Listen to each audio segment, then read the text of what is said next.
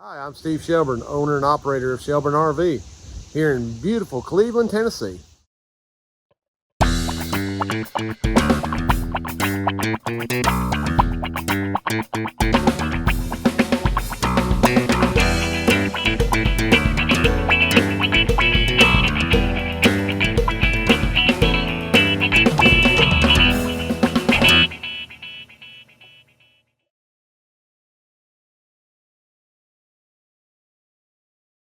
Morning. So we've got a Winnebago Itasca that I actually helped look at with Eric Sell out at the Winnebago rally back in July. Had some air conditioner problems, and so they're here this morning on an appointment to have that looked at. So we're going to be looking at that this morning, and then got a Winnebago tour coming in with a basement air problem. We're going to look at that, and then several projects the boys have on their place this week. So going to be a busy week, so we got to get rolling on that. So anyways, let's go start.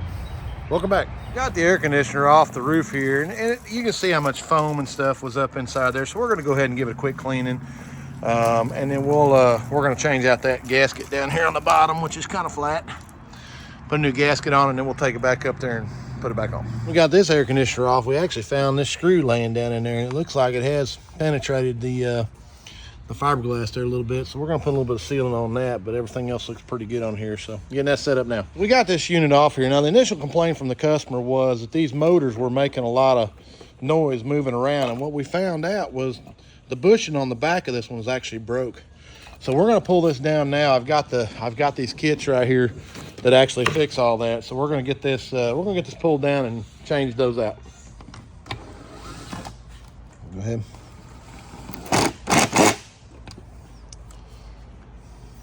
So the mounts are in. Look how much tighter that is. So yeah, that was some of the issue. The mounts broke loose, and here's the old mounts, and you can see that one just was gone.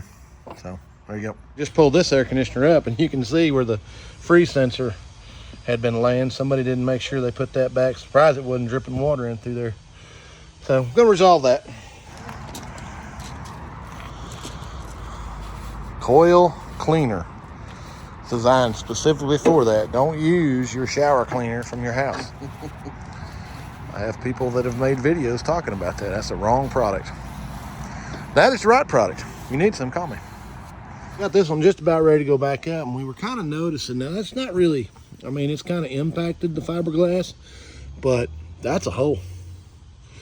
That's a hole in the fiberglass. So we're gonna go in here and fill that up with some M1 before we put this air conditioner back down. Put that down in there. We put a little bit on there. I don't know that it needed it, just a little.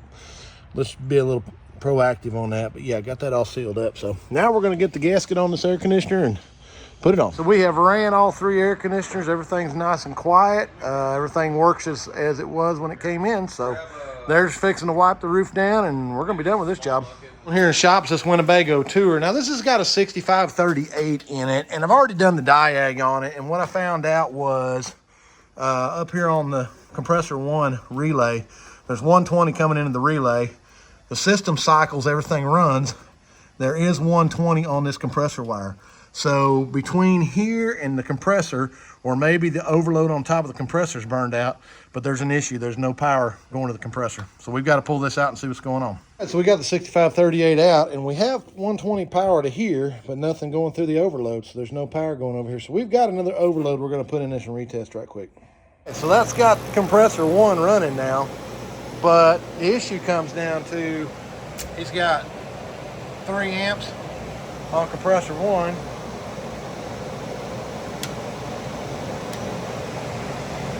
And 6 amps on compressor 2. So there's something going on with the charge on compressor 1. So we just got to see if we can determine what's going on here. This is the camper we saw a week or so ago that had the Atwood water heater was ruptured on this thing, and so we have changed this out with the new Suburban water heater. That one's 8,000 BTU. This one's 10,000 BTU. So it's a little larger, but it's the same footprint. Just reuse the door. Suburban makes a great product on that. He's been tested in here, and it is 44.6. So that rascal's pretty good. So he's got that one done. Our next project in shop is this Winnebago Journey. 6537 in this one, and Mr. Lewis has done got it out, but you can see how bad this one's been collecting trash. So he's got it out here getting ready to do the clean out on it.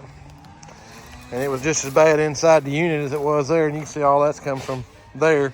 So yeah, it's a pretty dirty little unit. We're gonna get it all washed up, and this one here had a bad control board and then an issue with the outdoor fan motor. So we're just changing the motor out and getting that washed down and cleaned. This unit running on heat pump.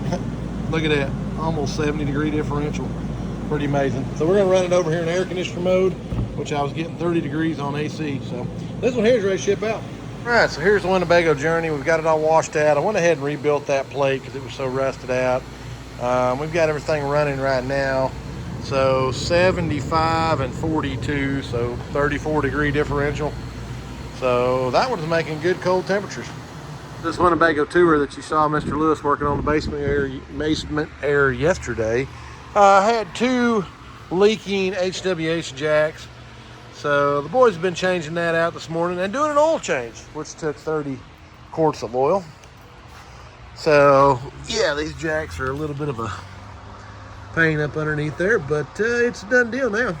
Yeah, I was trying to show that, but they've been down there helping Mr. Lewis on some basement airs, and they just got it done. But yeah, there's a sensor in top of those. They got to pull out the old one, put those in there. Of course, the worst part's just how tight it is in there, and then to clip the springs on for the jack pads. But it's a done deal. They got that all figured out, and just about done with that one. The next bus is in the shop here, this Prevost, and we have already diagged it. I got busy, I'm sorry. Mr. Lewis got me excited, so we were trying to get it pulled out right quick, but this one's got a bad outdoor fan motor. So we've got it out. You can see everything that's gone out of here. I'll get some video as we put it back in. But yeah, so we're gonna give it a wash and open it up and get that fixed. So there's the 6536 out of the Prevost bus. He's got everything clean and washed out. He's got the new motor and capacitor updated, new bearing. And then we had noticed that somebody had taken and put a jumper wire on the indoor freeze sensor. So Mr. Lewis is in here changing that out now, because obviously there was a problem with the freeze sensor, or they wouldn't have done that. He still got to straighten the coils out, and we're going to get that painted, but he just got it, as you can see, it's pretty wet right there, just trying to get everything washed out real good. And then we'll be ready to reinstall it and test it. I had this Coachman Marauder come in several videos ago. We showed you with blowout damage. Well, there's the new tire that we have mounted on the rim. Here's the old tire. Got some stuff missing on that tire. But yeah, that was a problem. So got the new one mounted, getting ready to put it back on. Back in here on the Cumberland County School book bus, and you can see they've got the new flooring laid in here. It looks awesome. Just working on some of the trim, and there's a quarter round for this box over here. And then yeah, this turned out really good. So there you go, good update on that. So 6536 back in the Prevost bus. See everything we had to do to get all that out of there, but that unit is running and tested out great. So Mr. Lewis is done running this unit right here, the Alpha Sia. You can see how much water that thing's kicking. We actually had 24-degree differential inside this, so this one's good to go. Gonna get the lower cover put on and the outdoor grate put back on, and this one will be ready to ship out.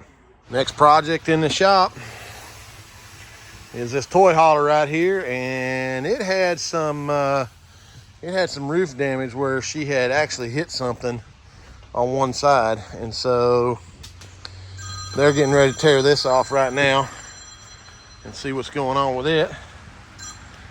But yeah, so the typical stuff right there, where they didn't staple that down correctly.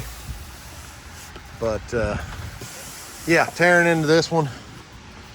See if we can get this. Yeah, look at here. There's a good. So I'm gonna be fixing all that.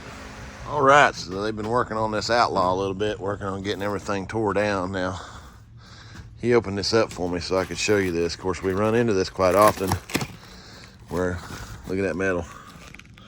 It just never gets done right from the factory. And then You know, all that stuff's poking through, not seamed right. It's kind of a bad deal. So they're just working on more of the fixturing this morning, and then we're going to work on pulling the material off. Here's a prime example of these staples. I mean, this staple is coming through there. You see how the difference in right there. There's the staple, there's a staple, there's a staple. Now this is where the two pieces of metal met right here, but they didn't tape it or put anything on there. And again, this is, I mean, look how much difference there is. I mean, that's absolutely half-inch difference if you push down on it. So really just not done right from the factory, but I mean, we see this quite often. I mean, there's another staple poking through right there. This is not uncommon to see in the RV industry. So not the way it should be done, but it's going to definitely be resolved before it leaves here, because we're gonna change up. You can just see where all the staples are at. We're going to change up how that's done, and you'll see as we go along. Look at that. There's more. It's just crazy.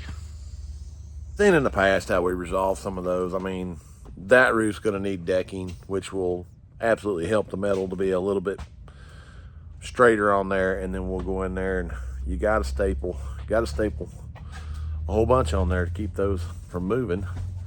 So it's got to be done a little bit differently. It's just, I mean, we've seen that. You've seen it in the other videos we've shown. But yeah, they're going to be continuing on this one this morning. So next project we have here in the shop is this right here. And no, that's not off an RV. As you can see, the boom is broke. So there it is. I got it all tore apart and getting ready to put this one back together. No, it's not an RV, but this belongs to my plumber, and I used to work on these for a living. This is what I did in my first career, was welding and fabricating on excavators. So we're gonna get this all, getting it all prepped and ready to be welded, and I'll get it all put back together and I'll show you as I do it. All right, so I've got everything pretty well squared back up here. Biggest thing is just really looking at how the straight edge runs across the top. And we're real nice right there. And then if we come back here, see how straight we are right there. So that's good. I'm going to get everything tacked together, and then we're going to weld this. And then I've got that plate over there. We're actually going to plate the side of this, give it some strength. But yeah, there you go. So we've got the material tore off of here, and you can see kind of what's going on here now. And again, just, you know, all this stuff pulls up and damages the roofing. Look at that. So kind of what we got.